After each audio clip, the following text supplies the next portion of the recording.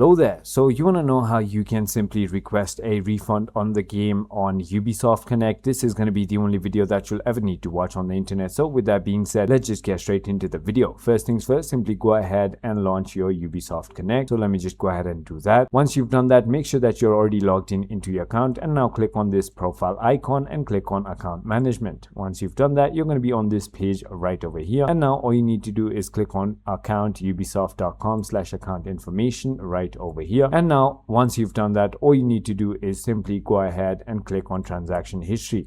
Now this is where your store purchases are going to be seen, and this is where you're going to also have the button to refund if in case those are gonna be refundable. Of course, if you've already played the game for more than months, then obviously it's something you can't do. However, until I think a week, you can go ahead and have your refunds. So I hope this video was helpful to you. If it was, hit that like button and I'll see you on the next one.